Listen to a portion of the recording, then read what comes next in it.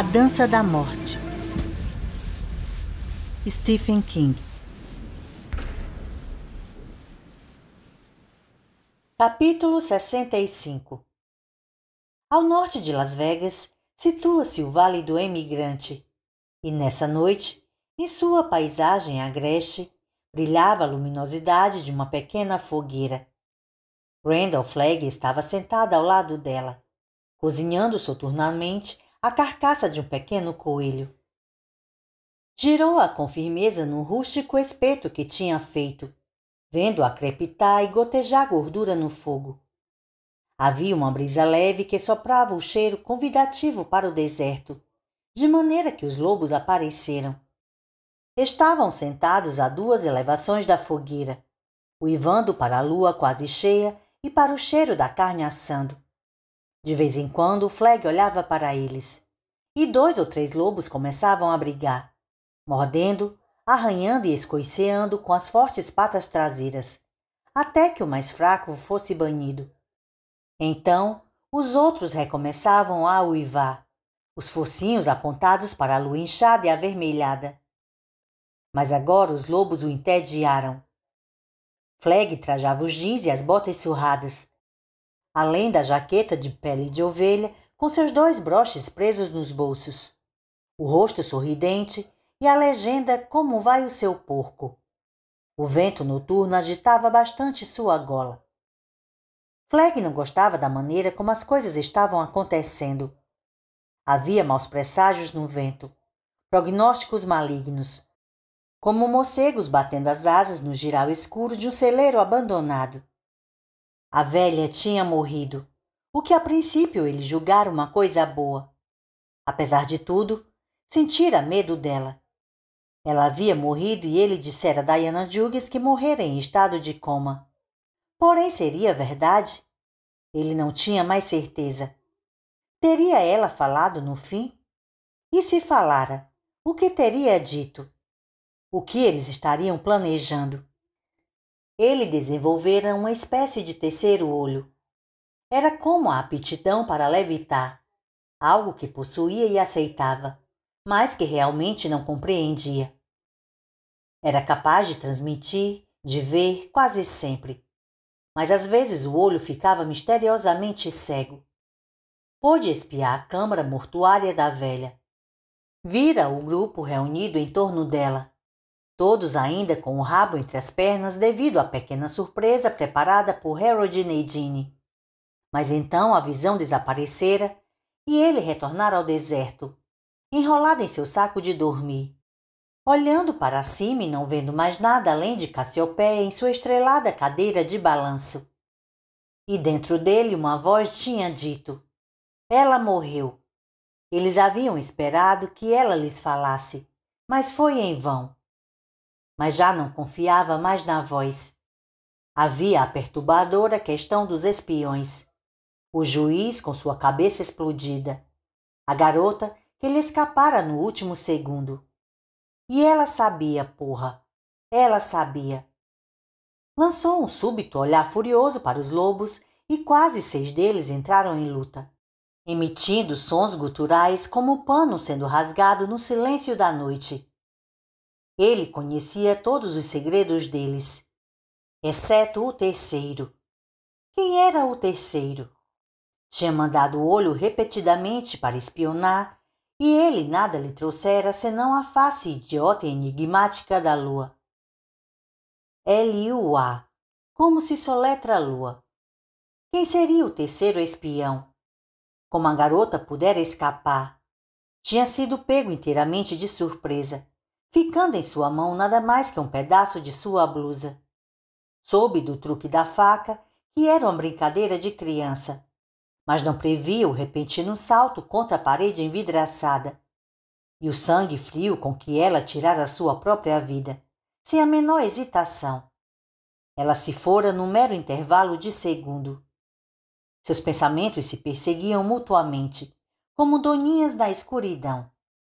As coisas estavam ficando um tanto confusas em seus contornos, e ele não estava gostando disso.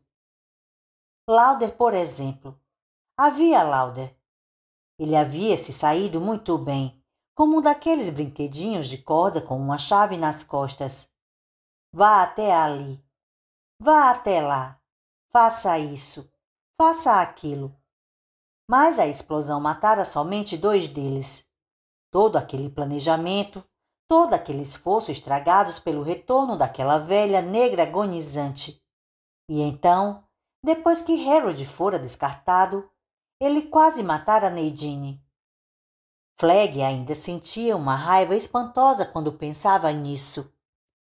E a puta idiota ainda permanecera lá, boquiaberta, esperando que ele tentasse de novo, quase como se quisesse ser morta.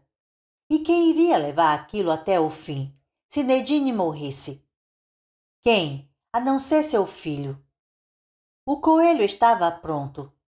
Ele o fez deslizar do espeto para o seu prato. Tudo bem, seus fuzileiros escrotos. Vão buscar seu rancho em outro lugar. Isso o fez gargalhar. Teria sido fuzileiro algum dia? Ele achava que sim. Estritamente de variedade Parris Island, porém. Havia um garoto, um deficiente, chamado Budinque. Eles tinham... O quê? Flegg franziu o senho, pensando naquela confusão. Teriam eles surrado o velho Bull no chão com aquelas varas acolchoadas? Torcido seu pescoço de alguma maneira? Ele parecia recordar algo sobre gasolina. Mas o quê? Com súbita raiva, Flegg quase atirou no fogo o coelho recém-assado. Tinha de ser capaz de recordar tudo aquilo, porra. Vão caçar seu rancho, brigões, sussurrou, mas dessa vez só houve uma vaga lembrança. Ele estava decaindo. Outrora, havia sido capaz de recordar os anos 1960, 70 e 80 como um homem olhando para um lance duplo de escadas que descia para um aposento escuro. Agora só conseguia recordar com clareza os eventos. Além disso, tudo consistia em uma névoa que por vezes se erguia um pouquinho. Apenas o suficiente para permitir um relance de algum objeto ou recordação enigmática. Budinque, por exemplo, caso tal pessoa tivesse existido realmente, antes de baixar de novo. A mais antiga lembrança de que agora podia ter certeza era de caminhar para o sul pela Nacional 51, rumando para Mountain City, e a casa de Kitty Bradenton. De ter nascido, renascido. Ele não era mais estritamente um homem, se é que já fora um dia. Assemelhava-se a uma cebola, ao perder lentamente camada após camada, uma de cada vez. Porém, eram os adornos de humanidade que pareciam ser descamados. Reflexão organizada, memória, possivelmente até o livre-arbítrio, caso existisse tal coisa. Ele começou a comer o coelho. Em outros tempos, disso tinha plena certeza, faria uma rápida retirada se as coisas começassem a se complicar. Não agora. Este era o seu lugar, sua época. Aqui firmaria o seu posto. Aqui faria sua resistência. Pouco importava se ainda não conseguira descobrir o terceiro espião ou que, no final, Harold fugisse ao controle com a colossal afronta de tentar matar a noiva que fora prometida a ele, a mãe de seu filho. Em algum ponto do deserto estava aquele estranho homem da lata de lixo, farejando as armas que erradicariam para sempre o problema e preocupante povo da Zona Franca. Seu olho não podia seguir lata de lixo, e, em certo sentido, Flegg o achava mais estranho do que a si mesmo. Como uma espécie de sabujo humano que farejava cordite, napalm e gelignite com a mortífera precisão de um radar. Dentro de um mês, talvez menos, os jatos da Guarda Nacional estariam no ar, tendo uma carga inteira de mísseis acoplada debaixo das asas. Então, quando Flegg tivesse certeza de que sua noiva concebera, eles voariam para o leste.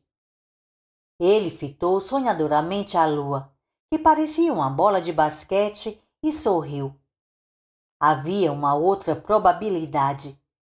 Acreditava que o olho a mostraria com o tempo. Ele podia ir até lá, talvez como um corvo, um lobo ou um inseto, um louva-a-Deus possivelmente. Alguma coisa bem pequena para se esgueirar através de um tubo de ventilação cuidadosamente escondido no meio de um trecho de deserto relvado. Então saltaria ou rastejaria através daquela escura tubulação, deslizando finalmente pela grade do ar-condicionado ou pelas hélices paradas de um exaustor. O lugar era subterrâneo, bem perto da fronteira, dentro da Califórnia. Lá haveria Beckeres, fileiras de Beckeres, cada um com seu nítido rótulo identificativo. Supercólera, superantraz, uma nova e melhorada versão da peste bubônica, todos eles baseados na capacidade de mutação antígena que tornara a supergripe quase universalmente fatal. Haveria centenas dessas coisas naquele lugar. Sabores variados, como se costumava dizer na propaganda de Drops. Que tal um pouquinho na água que bebem, pessoal da Zona Franca? Que tal uma bela explosão aérea? Uma adorável doença dos legionários no Natal? Ou prefeririam uma nova e melhorada gripe suína?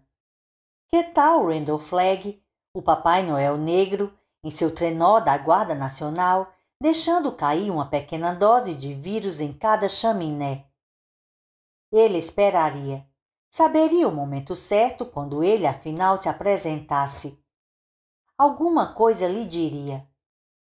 As coisas iam correr muito bem. Nada de retiradas rápidas dessa vez. Ele estava no topo e era lá que ficaria. O coelho se fora. Flagg se sentiu novamente saciado de alimento quente. Ficou de pé, o prato de estanho na mão, e atirou os ossos remanescentes no ar noturno. Os lobos avançaram para eles, lutaram por eles, rosnando, mordendo e grunhindo, seus olhos girando foscamente ao luar. Flagg permaneceu de pé, as mãos nos quadris, e gargalhou ruidosamente para a lua. Bem cedo na manhã seguinte, Nadine deixou a cidade de Glendale e seguiu pela I-15, pilotando sua Vespa. Os cabelos brancos como a neve, soltos, esvoaçando atrás dela, se parecendo muito com um véu de noiva. Lamentava pela Vespa, que agora chegava ao fim após tê-la servido fielmente por tanto tempo. A quilometragem e o calor do deserto, a penosa travessia das rochosas e a falta de manutenção haviam cobrado seu preço. O motor agora soava rouco e laborioso. A agulha RPM começava a tremer em vez de permanecer docilmente contra o número 5x1000. Não importava. Se o motor pifasse antes de ela chegar, caminharia. Ninguém a perseguia agora. Harold estava morto. E se tivesse de caminhar, ele saberia e mandaria alguém para recolhê-la. Harold havia atirado nela. Harold tentara matá-la. Continuava pensando nisso por mais que tentasse evitar. Sua mente preocupava-se com isso como um cachorro se preocupa com um osso. Não era para ser assim, daquela maneira. Flagg lhe surgira em sonho naquela primeira noite após a explosão, quando Harold finalmente concordara em que acampassem. Flagg dissera a ela que ia deixar Harold acompanhá-la até que os dois alcançassem o declive ocidental, quase em Utah. Então ele seria removido em um acidente rápido e indolor. Uma mancha de óleo na pista. Sem estardalhaço, sem sujeira, sem incômodo. Só que o acidente não fora rápido nem indolor, e Harold quase a matara. A bala passara a centímetros de seu rosto e ela fora incapaz de se mover. Tinha ficado congelada em choque, se perguntando como Harold poderia ter feito tal coisa. Como lhe fora permitido sequer tentar semelhante coisa. Nadine procurara racionalizar aquilo, dizendo a si mesma que era uma maneira de Flegg assustá-la, de lembrá-la de quem era ela e a quem pertencia. Mas isso não fazia sentido. Era loucura. E, mesmo que houvesse algum sentido, uma voz firme e conhecedora dentro dela dizia que o incidente dos tiros simplesmente fora algo para o qual Flegg não estava prevenido. Tentou expulsar aquela voz, trancar a porta contra ela, tal como uma pessoa lúcida trancaria a porta contra algum maluco com intenções homicidas. Mas não conseguiu. A voz lhe disse que continuava viva por mero acaso, que a bala de Harry poderia ter penetrado facilmente entre seus olhos e que Flegg nada poderia fazer quanto a isso. Ela chamou a voz de mentirosa.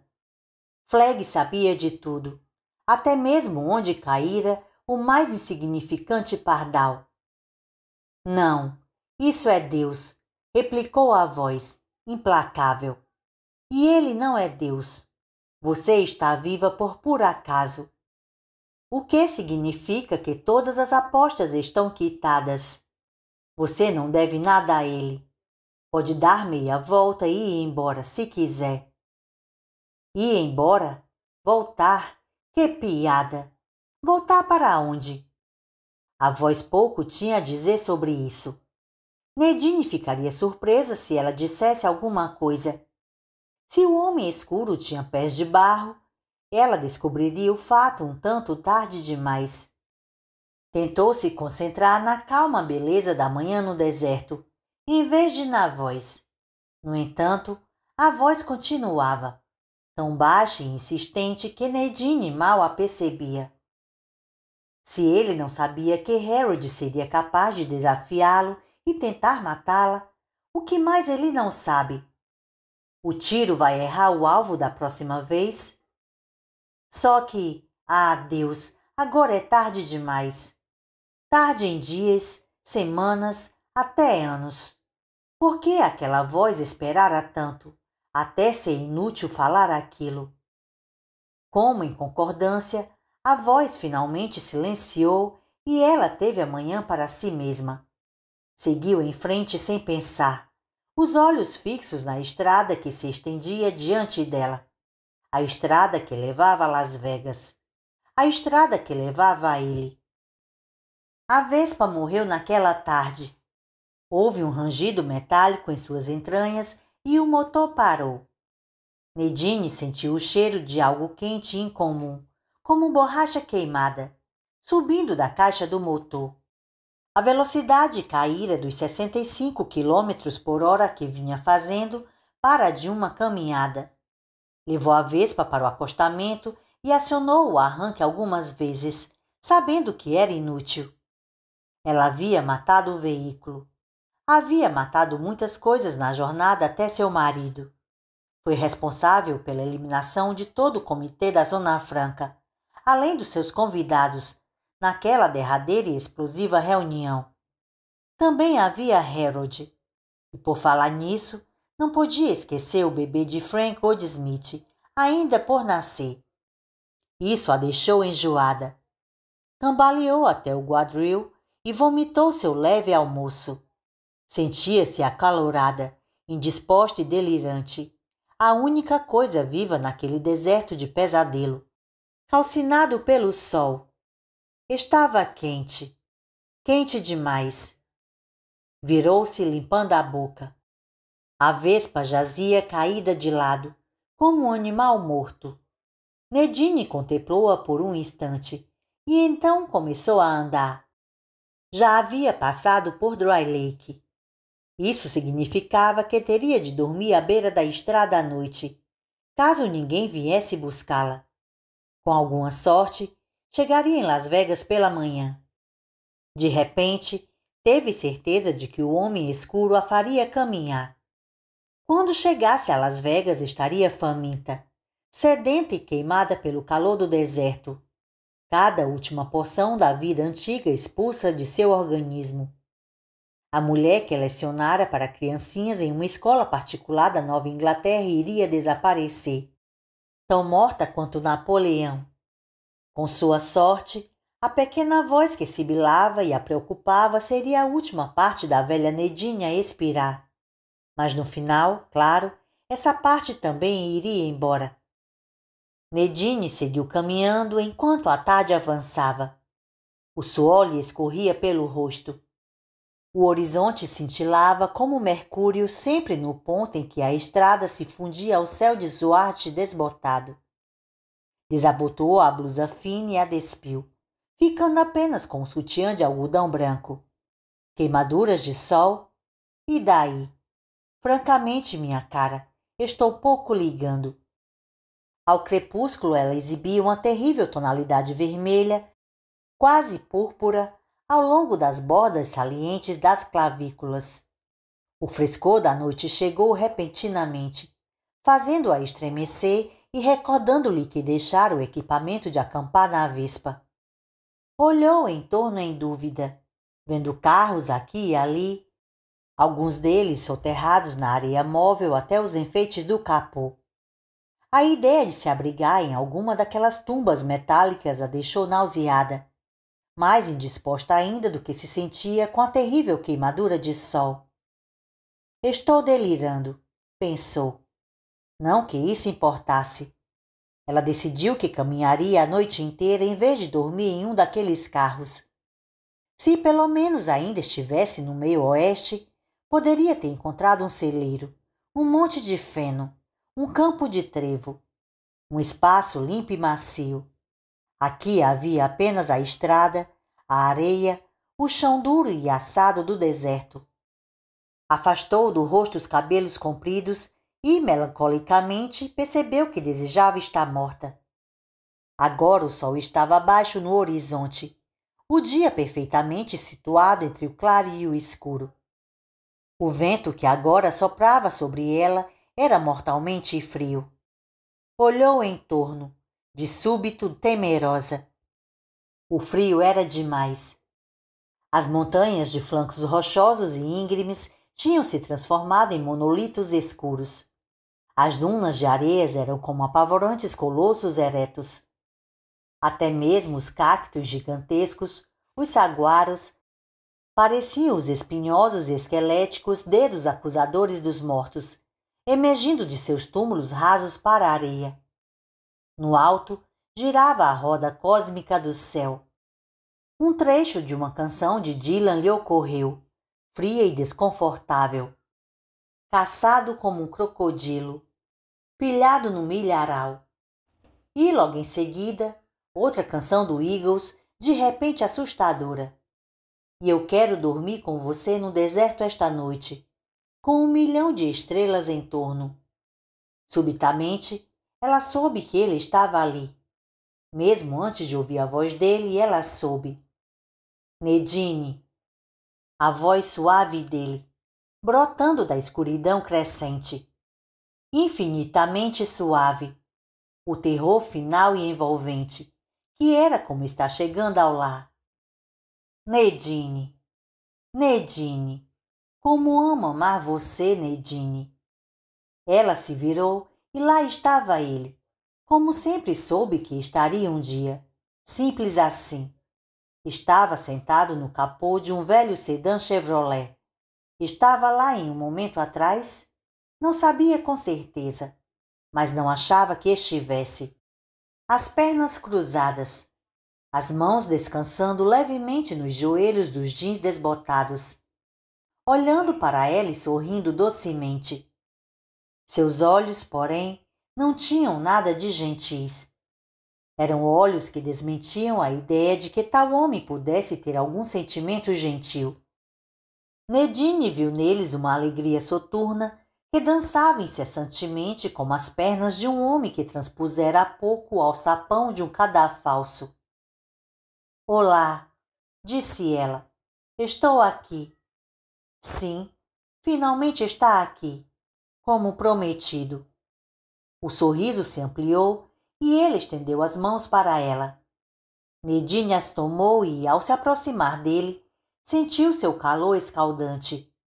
Ele o irradiava, como o tijolo aquecido de um fogão. Suas mãos lisas e sem linhas a envolveram, e então se fecharam com força, como algemas. Ah, Nadine! Sussurrou ele e se inclinou para beijá-la. Ela virou a cabeça ligeiramente, contemplando o fogo frio das estrelas, e o beijo dele foi no vão abaixo do queixo em vez de nos lábios. Ele não se deixou enganar. Nadine sentiu a curva sombeteira do riso do homem contra sua carne. Ele me causa asco, pensou ela. A repugnância, contudo, era apenas uma crosta escamosa sobre algo pior, uma luxúria reprimida e por muito tempo contida. Uma espinha sem idade que finalmente apresentava um botão prestes a esguichar algum líquido fétido, alguma doçura muito azedada. As mãos dele, deslizando em suas costas, eram muito mais quentes do que as queimaduras do sol. Ela se moveu contra o homem escuro e, de repente, a esguia sela entre suas pernas pareceu mais fofa, mais cheia, mais tenra, mais côncia. A costura das calças friccionava-a de um modo delicadamente obsceno que a fazia querer se esfregar, se libertar da comichão, curá-la de uma vez por todas. Diga-me uma coisa, pediu ela. Tudo o que quiser. Você disse como prometido. Quem me prometeu a você? Por que eu? E como devo chamá-lo? Nem mesmo isso eu sei. Soube a seu respeito durante a maior parte de minha vida, porém não sei como chamá-lo. Pode me chamar de Richard. É o meu nome verdadeiro. Pode me chamar assim. Este é seu verdadeiro nome? Richard?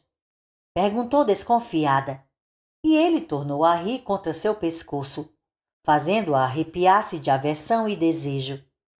E quem me prometeu? Nadine, disse ele. Eu me esqueci. Venha. Ele escorregou do capô do carro, ainda segurando as mãos dela, e Nadine quase as puxou e fugiu. Mas de que adiantaria? Ele a perseguiria, conseguiria alcançá-la e a violentaria. A lua, disse ele, está cheia, tal como eu. Ele baixou a mão dela para a barguilha lisa e desbotada do jeans e havia ali algo terrível, pulsando com vida própria debaixo da chanfradura gelada do zíper. Não, murmurou ela e tentou retirar a mão, pensando no quanto isso se distanciava daquela outra noite enluarada, no quão era impossivelmente distante. Estava agora do outro lado do arco-íris do tempo. Ele firmou a mão dela contra si. Venha para o deserto e seja minha esposa, disse ele. Não. É tarde demais para recusar, querida. Ela foi com ele. Havia um saco de dormir e os ossos enegrecidos de uma fogueira de acampamento sob os ossos prateados da lua. Ele a fez deitar-se. Está tudo bem, sussurrou o homem escuro. Tudo bem, então. Seus dedos manejaram a fivela do cinto, depois o botão, a seguir o zíper. Nadine viu o que ele tinha para ela e começou a gritar. O sorriso do homem escuro se ampliou àquele som, enorme, cintilante e obsceno dentro da noite.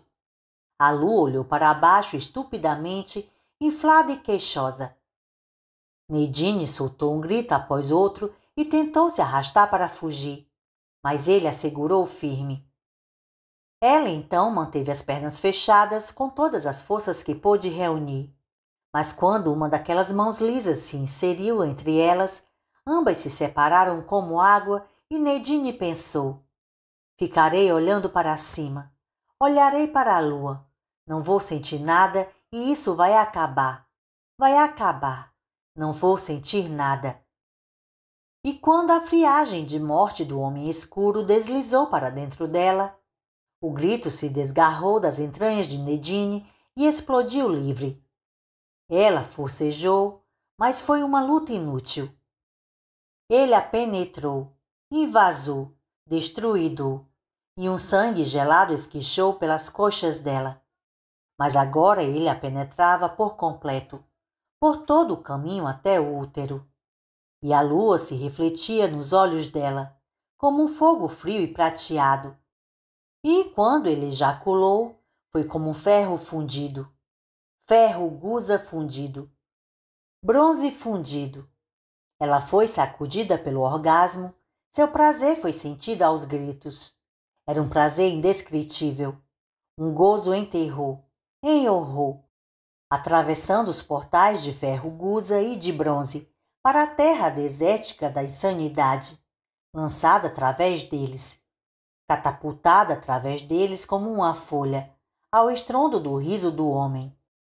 Enquanto viu o rosto dele esmaecer para se tornar agora a face de um demônio, pairando acima da sua. Um demônio que tinha como os olhos brilhantes lâmpadas amarelas, janelas para um inferno jamais imaginado. Mas, ainda assim, havia neles aquele horrendo bom humor. Eram olhos que tinham espreitado os becos tortuosos de 1000 tenebrosas cidades noturnas. Aqueles olhos faiscavam, cintilavam e finalmente ficaram vagos. Ele recomeçou, e mais uma vez, depois outra. Parecia insaciável, frio, era mortalmente gélido e velho, mais velho que a humanidade, mais velho que a terra. Diversas vezes ele a invadiu com seu riso trovejante, arrepiante.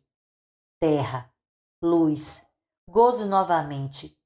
O último grito estridente que brotou dela foi aspirado pelo vento do deserto e levado às mais longínquas câmaras da noite, onde 1000 armas aguardavam o surgimento do novo dono para reclamá-las. Uma cabeça desgrenhada de demônio, uma língua pendente, cortada a fundo ao meio, bifurcada. O hálito de morte caiu sobre o rosto dela. Nadine agora se achava na terra da insanidade. Os portões de ferro foram fechados. A lua. A lua já quase desaparecera. Ele havia capturado outro coelho. Caçara a coisinha trêmula com as mãos e lhe quebrara o pescoço. Fizeram um novo fogo sobre os restos do antigo, e agora o coelho assava, exalando volutas convidativas de saboroso aroma. Não havia mais lobos. Afinal, aquela era sua noite de núpcias. E a coisa esgazeada e apática, sentada frouxamente do outro lado da fogueira, era sua ruborizada noiva. Inclinando-se, ele pegou a mão que ela pousara no colo. Ao soltá-la, a mão permaneceu no ar, erguida ao nível da boca. Ele contemplou o fenômeno por um instante e depois recolocou a mão de volta no colo. Os dedos dela começaram a coletar lentamente, como serpentes agonizantes. Ele espetou 2 dedos nos olhos de Nadine e ela nem piscou.